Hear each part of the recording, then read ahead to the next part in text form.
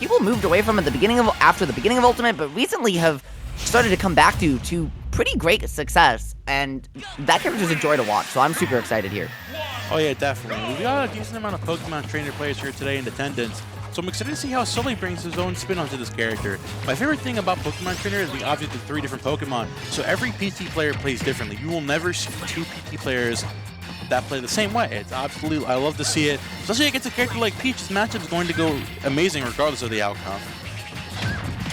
And also, right, both these characters on top tiers that are not $5.99, so that's nice too. But look, right there, Sully looking for an attempt at the Whirlpool down air to a grab, but not finding it. Now having to switch off the Squirtle just to find his way back to stage.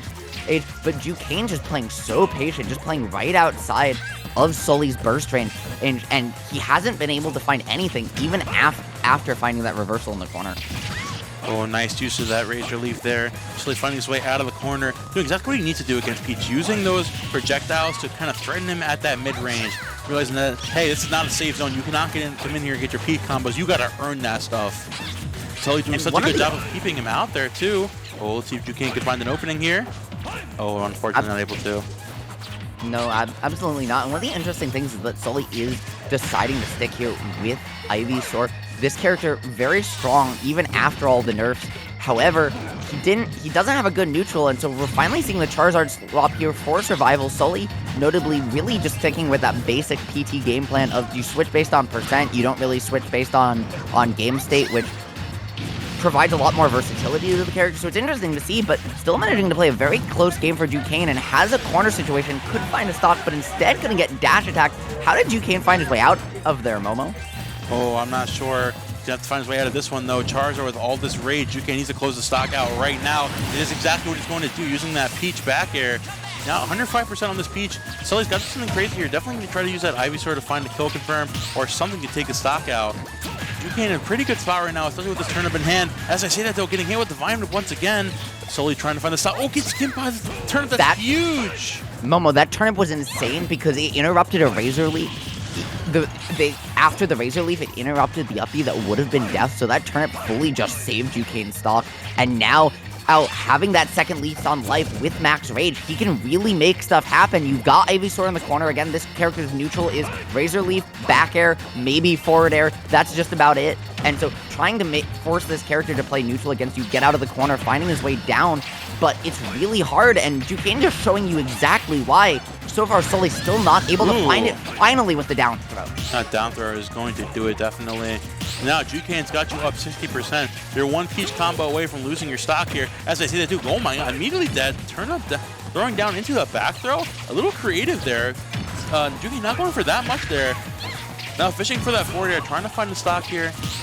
Anyway, again, that turnip coming out once again. Sully just not respecting this turnip in the slightest. Getting punished for it time and time again. But this might be the combo that needs. Unfortunately, falls out of it. Jukain trying to find the stock here with the turnip, the ledge. Ooh, not Sully makes it back.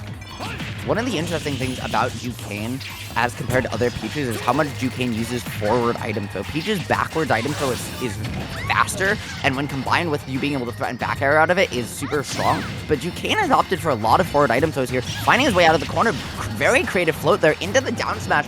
Might be able to find a whole stock here, and really manage to keep it floating unless you get called out with a Flare Blitz, and that's a see ya all the way to the Blast Zone, Momo. Yikes. You're crazy. Why would you go for that? I mean, Sully is now even the stock count 1-1. You've got to make something crazy happen. The Squirtle is coming out. Let's see if we can see a Squirtle combo. Jukain chilling on the ledge. You got to be careful here. Sully looking for as much damage as you want. 35% already. Using that water gun to send his Peach off stage. Oh no, the miss input.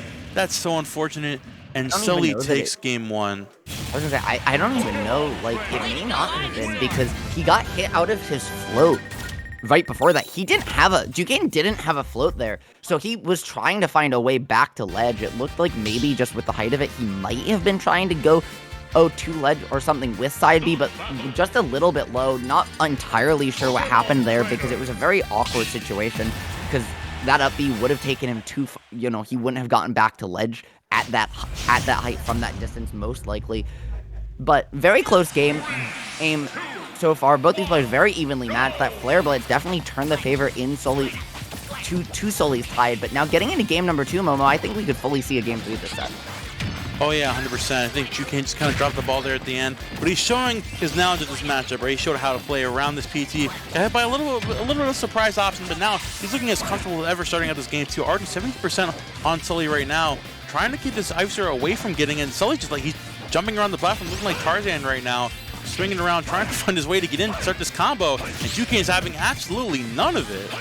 Yeah, no, the speed of Jukain's starts and has been impressive and second only to his own ability to just keep Sully in the corner. That being said, the amount of openings Sully was able to find game 1 with Ivysaur was impressive, but Jukain really already making adaptations, not letting him get anything here, and not opting for the switch. That Vine Whip isn't going to find your way back, and just Jukain playing a nearly perfect first off there.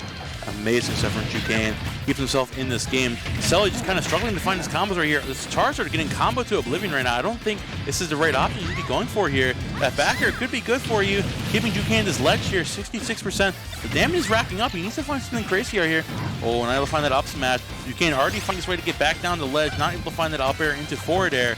This pressure is coming out somehow. I don't know if the Charizard's the play here, man. No, I think Charizard's okay. Like, just you've had so little success with Ivysaur. You're a little nervous probably at 70 about Squirtle dying soon, 90 now. But you don't want to stay on the Ivysaur, especially after just how dominant that first stock was from Jukain. So I understand it from Sully, but again, Jukain just feels ready for it entirely, and not just ready for what Pokemon Sully's playing, but really just ready for every single option he's going to pick. But it feels between games, Jukain might have got the download, but still hasn't figured out how to avoid a Flare Blitz. He got the download. He's getting hit with the viruses right now, bro. These Flare Blitzes, they're absolutely insane. Coming straight out of left field, 141% of this Charizard. Now, we got bees in the venue, bro. Let's not pretend that we don't got the Beezard in the room. His power is absolutely emanating through Sully right now. I believe comebacks when I see them, and honestly, 30%, this is doable for Sully. Jukain's just got to be careful here. And that Flare Blitz, right? Game 1 was the turning point in favor of Sully. Up until that point, Jukain had played a dominant game. Now, Sully immediately opting for the Ivysaur, just foregoing Squirtle entirely, saying, hey, it hasn't been working, I'm playing this out with the latter 2 Pokemon. Just like in the games, the later stages of the evolution, the better results I'm gonna have. And managing to rack up this percent, if he can find this, looking for a quick combo, they're not gonna find it, but instead finding an advantage state, and if he can make this stock happen, this is an even game. Oh, nice use that dash attack set up for a tech chase there from Jukain. At forward air, not going to do much to take the stock here. Finding that up tilt, Sully just needs one up air, and that is actually catching the air dodge. And now we've got a last stock situation once again. And even though the last game resulted in an SD, honestly, I can see Sully making this happen. I think either player can make this happen, but if you're Jukain, you have to be feeling flashbacks of game number 1 where you had it and let it slip away. Hey, now though, you have a little bit more of a lead, but at the end, it's when Sully's finally getting cooking, and you have to close this out. You have to, because losing like this, giving up 2 leads in your first match of the night is not the way you want to open your tournament if you want to make a deep run here. Oh, nice use that forward air. Sending Jukain off. He's getting hit by the flamethrower. Wait a minute. Oh, no, he still has it up beyond deck. Jukain still hanging in there. Sully's got to be careful. 177%. But all this rage in this Charizard, Jukain makes one mistake and his stock is gone. And goes for both players here, actually. Oh, if he can make it back to this ledge, he uses the flamethrower. Very good stuff to keep Peach out of there. Finds a weak hit of that backer. This could be exactly what he needs at this ledge here. Let's see if Sully can close this out. Now he'll catch the normal get up there. Oh, landing with the nair regardless. Oh, the forward throw. This could be huge. That's not going to take it. He's finding the edge guard situation. Has to expend his float high just to mix up the recovery. Jukain all the way back at ledge. Sully's brought it all the way back. Has a corner situation of his own. Can he close this out? Finds the back air. Peaches Tuck is coming in hard. Not and again. Unfortunate SD from Sully. Oh my. And he had one more jump than he did, and Jukain kind of getting away with that one. You see the laugh in the player cam. He knows it a little bit too, and we're gonna force the game number 3 here. And as unfortunate as it was for that game to end that way, I'm pretty happy to be seeing another game between these 2 players, because this has been pretty exciting so far. Oh, yeah, that's unfortunate way to go down. Both games ending in SD, but now we've got it out of our systems now. We're all shaking it up a little bit. We're doing good. We're chilling. Game 3 on our hands. Sully versus Jukain. Both these players absolutely showed up last game, so I'm really excited to see how pull out all the stops, see who's able to take this set going on into winners round 3. No, me too, Momo. And one of the things to look for is Jukain has been really good against Ivysaur and really good against Squirtle, but he keeps letting himself get hit by Fire Breath, by Flare Blitz, and just losing to these really big options from Charizard. A little bit of matchup unfamiliarity there, and that third of the PT matchup coming in to haunt him. And I'm really interested to see what adjustments he makes. That's the first real Squirtle combo we've seen out of Sully, too, so really impressive stuff from him to make those adjustments, going away from it entirely in Game 2, but still using it here. The turtle emerges. Sully wants this set anyway, anyhow. He's got all this pressure on Jukain. It's exactly what I've been talking about. Putting that pressure on Peach with the greatest out of shield, not the greatest range. It's exactly what you need to do against this character. The combos might be potent, but man, if you can keep that pressure on her shield, there's not much you can do about it. Already 82%, but Jukain looking to fight back with these turnips. Nice use that backer there, waiting for the option. Exactly what you need. Fourth, though, so you can find the edge guard here. That grab was so smart there, Momo, but Jukain just ready for that Ivysaur or Flowchart edge guard with those Razor Leafs there, opting to go high. Very smart. Finds the reversal, but can't manage to make too much happen. That time, though, ready for the switch. Finally, Jukain not getting caught out by Charizard or right off the bat. And this very, very even first stop has been the closest start to a game we've seen so far this tournament. Oh, that up throw coming out is not going to do it just at the high ceiling of PS2. It's going to help, but Jukain still losing his doctor to that Charizard up smash. Frame 5, by the way. Ridiculous. But now Sully with this high rage Charizard once again. The table has turned from last game. Jukain needs to close the stock out as soon as possible, or else Sully's going to take this run and absolutely run with it. Ooh, 70% already from this flamethrower. Jukain trying to find any way to take the stock. Goes up the back air here. Oh, with the weak hit. Oh, still unable to close it out. The amount of back airs Jukain has been able to find, the amount of hits Jukain has been able to find are really impressive. But Sully, until that point, losing to a forward air, had done a really good job of making sure that he was never getting hit towards the near blast zone and really making Jukain work for that stock, but unfortunately wasn't able to get too much extra credit. And now Jukain in utilizing that defensive play to find an opening, take a slight lead here, and this is where he started to figure Sully out over and over and over. Now with the corner situation, this is where he's made his bread and butter this set, Momo.